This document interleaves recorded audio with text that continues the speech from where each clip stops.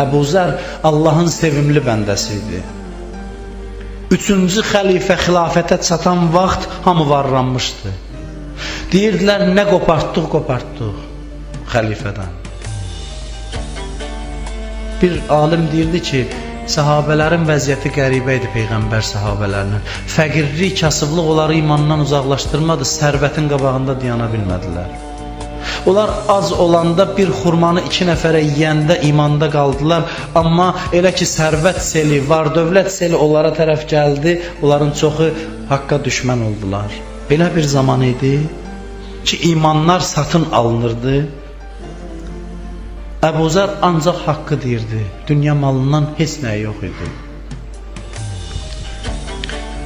Xəlifə çalışır ki 100 qılıncdan iti olan bu dili sustursun. Neynəsin, necə eləsin? Sürgün elətdirir əvvəl Şam şəhərinə. Görür ki, oradan da sədaları gəlir Əbu Zərin. Gətirin onu, gətirir, döydürür, qamçı vurdurur. Görür ki, mümkündür.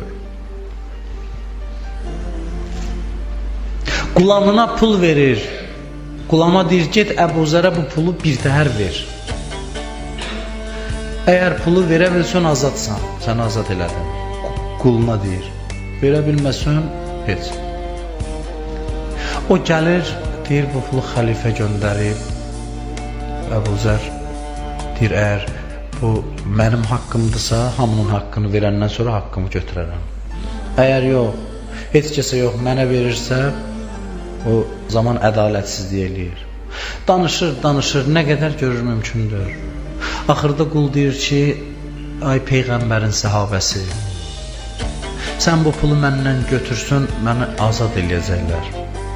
Ona gözəl bir cümlə söz buyurur cavabında. Buyurur, vallah ürəyim çox istəyir sən azad olasan, amma öz qul olmağın bahasına yox. Sən azad olmağın yaxşıdır, amma mən bunu alsam, mən bunun qulu olacam. Azadlığımı əlimdən verəcəm. Görürlər mümkündür, Peyğəmbər ona müjdə vermişdi ki, xəbər vermişdi daha doğrusu ki, sən tənha öləcəksən, tənha yaşayıb tənha öləcəksən. O adamlar, o mühitdəki insanlar milyonlara sahib idi, Peyğəmbərin gözünün nuru olan səhabəsi Əbu Zər acından ölür, yadda saxlayın. Soruşsalar, Əbu Zər niyə dünyadan köçdü, yemək tapmır yeməyə, acından ölür. Qızına deyir, get gəz gör bir göyərtidən, otdan tapa bilirsən bu səhrada ki, mən ölümün qabağını alım, gəzir görür, ot da yoxdur. Ondan sonra deyir ki, başını qoyur qızının dizinin üstünə, mən neçə dəfələrlə sizə danışmışam.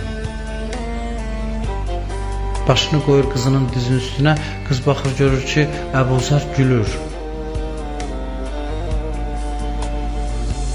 Deyir, ata nəsə olub, gülməyinin səbəbi nədir? Görür, o öz aləmindədir. Deyib, baxır, səndimə ölüm mələyi gəlib bunun canını almağa. Qızı deyir, mən gördüm ki, bir söz dedi. Dedi ki, hidayət olmayıb, o şəxs ki, səni görəndə sevinməsin. Deyim, atamın axır sözü bu oldu. Bunu dedi, gülə-gülə şəhadətini gətirdi və dünyasını dəyişdi. Əleyhissalam buyurur ki, bizi sevən adamlar bax belə olurlar. Bizi sevən adamlar Salman kimi olur. Salmanın Mədainə hakim göndərmişdilər. Mədain elə bir yer idi ki, orada Xosrov pərvizlər, Ənuşiravanlar hakimiyyət eləyib. Onların deyirlər, hərəmxanasında 10-12 min qadın var idi təkcə hərəmxanalarında. Qulları, kənizləri, var dövlətləri, sərvətləri. İndi bu şəhərə təzə hakim gəlib, cəmaat da İranlılar da öyrəşiblər şahlarını belə görsünlər. Salman gəlib, bir nəfər deyir ki, mən şəhərə girirdim Mədainə ki, Salmanla gedəm görüşəm, hələ tanımırdım. Yolda bir qoca kişi gördüm, elə bildim, sadə bir adamdır, kəndlidir, fəhlədir, yüküm var idi, dedim, ay kişi, yükümü götür mənə kömək elə. Yükümü deyib ona yüklədim, bu çiyninə aldı, apardı, bir xeyli yol getdik, mənzil başına çatanda qoydu ora. Sonra işlərimi gördüm, dedim gedim Salmanın görüşünə. Gəldim, bu Mədainin valisi kimdir? Göstərdilər bir kişi. Baxanda gördüm, mənim yükümü gətirən həmin o kişiydi ki, bu şəhərin hakimi odur. Salmanın varı, dövləti, malik olduğu dillər bir adamın çiynini ala biləcəyi qədər yük idi. Amma öləndə deyirdi ki, qorxuram yüküm ağır ola. Belə tərif eləyir, buyurur ki, möminlər, onların əlaməti budur ki, onlara baxanda dinlərində qüvvət görərsən, sıxıntıda, asanlıqda həmişə dinlərində sabitdilər. Muhammed ibn Əbu Umeyr var idi, İmam Musa Kazım əleyhissalamın səhabəsi idi. Dillər çox var, dövləti var idi onun. Təkcə İmam Musa Kazıma tərəfdar olduğuna görə Harun onu tutur. Ona deyir ki, başqa tərəfdarların da adını dinən mənə. Kimlərdir Musa Kazım əleyhissalamın evinə gedib gələnlər filan? Demir. 1000 dənə şallaq vururlar, demir. Özünü salırlar zindana, malını da bütün müsadirə edirlər, 1 manatsız, 1 dirhəmsiz qalır. Zindanda qalır, zindandan çıxandan sonra bir nəfər deyir, mən ona varlı vaxtında ondan borc almışdım 10.000 dirhəm. Dedim ki, da indi bu çıxıb, özünün də evi yoxdur, heç nəyi yoxdur, gedim borcumu qaytarım. Deyir, getdim, evimi satdım, 10.000 dirhəm də yaxşı, böyük pul idi o zaman üçün. Gətirim bunun borcunu qaytarım. Mən deyir, borcu ona təqdim eləyəndə rahat götürüb cibinə qoya bilərdi də, bilir ki, borclu gətirib pulunu qaytara. Baxdı, dedi ki, mən axı eşitmişəm sənin özünün vəziyyətin yaxşıdır, bu borcu nə pulla qaytarırsan? Deyir, mən dedim ki, bəs evimi satdım, belə oldu. Ondan sonra deyir ki, and olsun Allaha ki, özüm İmam Musa Kazımdan eşitmişəm ki, bir adamın nə qədər də ehtiyacı olsa, borcunu qaytarmaq üçün evinin satılmasına razı olmayın.